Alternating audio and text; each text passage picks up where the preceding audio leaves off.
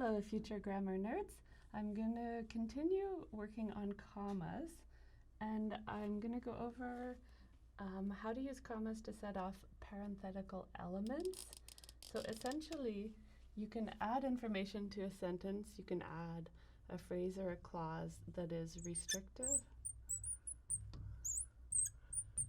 or non-restrictive.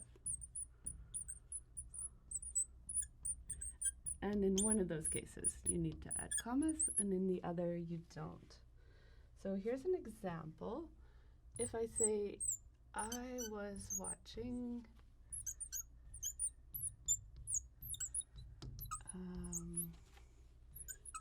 my favorite movie.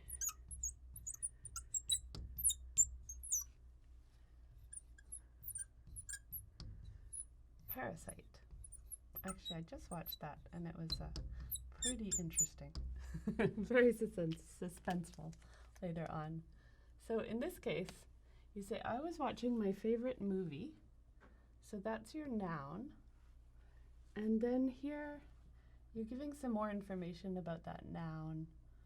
So I have to ask myself, is this restrictive or non-restrictive?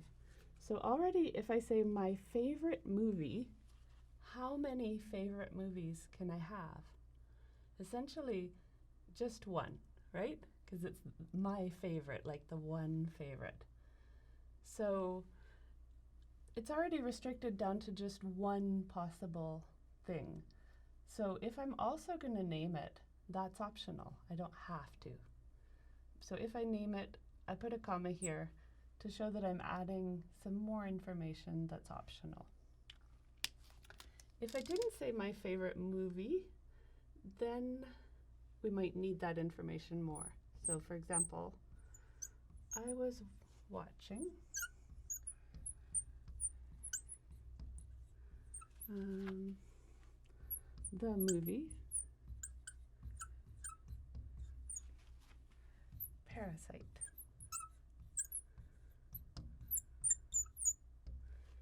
So in this case, I was watching the movie.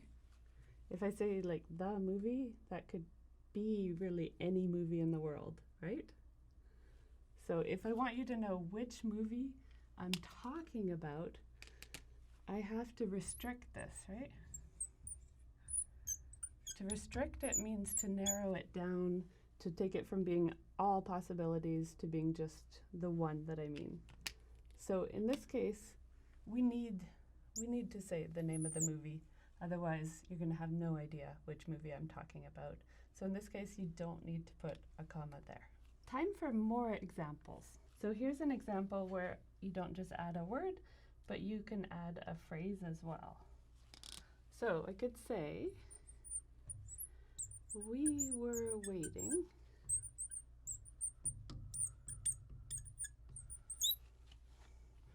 for Scott, the IT, information technology expert. All right. So is this restrictive or not? So we were waiting for Scott. So Scott is the noun. Now, if I say Scott, are you going to know which person in the world I'm talking about? Scott is like his actual name. So yes, there may be other Scotts, but I'll say that this is quite specific, okay? If you're at Bishop's and with the subject, you'll know the Scott that I'm talking about. So that means to also say the IT expert is to add some extra information, but we don't actually need it for you to know which Scott we're talking about. So I'm going to put a comma here because this does not restrict this. It's not needed to restrict it. It's just adding some more information about it. So what if we flip it around and we say, we were waiting for the IT expert, Scott. Now in this case, the first thing that you mention is the IT expert. Now, will we know exactly which person out of all the possible people the sentence is about? No. So in this case, we need to mention the name of the person after. So I won't put any comma here because here Scott is restricted. It's restricting this category, which is a bit too large. It's restricting it down to just the one person so that it's clear. Here are a couple of more examples because sometimes the restrictive or non-restrictive part is not always at the very end of the sentence. So for example, what if it's with the noun at the beginning of the sentence, the subject? So we could say, my friend. Did you know that I have friends? I know you see me all alone here, but my friend Rhea is an architect. So do we need a comma in this sentence? How can you figure it out? So do you see a noun that is named twice, basically? So my friend and then Rhea. So if I just say my friend, are you going to know which of my many, many friends I'm talking about? No. So we actually have to say Rhea. This is restricting my friend so that we know which one specifically the sentence is about. So no comma here. You don't put a comma because essentially this is too important. It's a really important part of the sentence. You put a comma around something that's less important that could be removed out of the sentence without structurally damaging it. So here's another example. What if I say everyone? That could be a subject, right?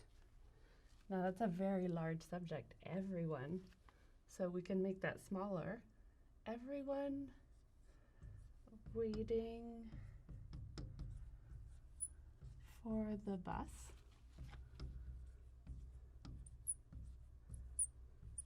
was impatient.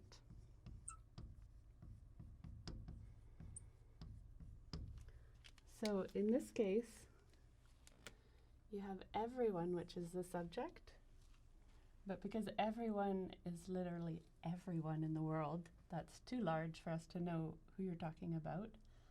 So everyone waiting for the bus. So this part is the restrictive part. We need that so that you know I'm not talking about absolutely everyone, just this subgroup of everybody. So would I put a comma here? No, because you're not going to put a comma when this is restrictive, when it's very important for the sentence. All right, one more time, just to make sure that you've got this. So let's say I talk about Mark, okay? Mark, an old friend,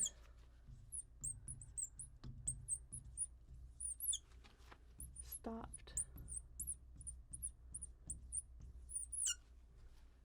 by for, this is messy, lunch. All right, do we need any commas here? So you have the subject of the sentence, right? Mark. So we already say the name Mark, which generally is restrictive enough. So Mark, I also say that he's an old friend. So with this part, is that restricting Mark down to like an even smaller group of Marks? Not really. So the name is enough. Could I remove this from the sentence? And could I just say Mark stopped by for lunch? And it would be a good sentence? Yes. So whether this is one word or a phrase or even a clause, I'll put commas on both sides, all right? And what I'm showing you here is that this is a little aside. This is not essential to the sentence. It could be removed and the sentence would still work. So keep in mind, I'm going to come back to this, but whenever you put a comma in between the subject, right, and the verb, it's going to be a mistake unless you put 2 commas, unless those commas are around a bit of extra information. Otherwise, you never want to put a comma between your subject and your verb. So that's all for now. Later, grammar nerds. We did it. We got through the big one.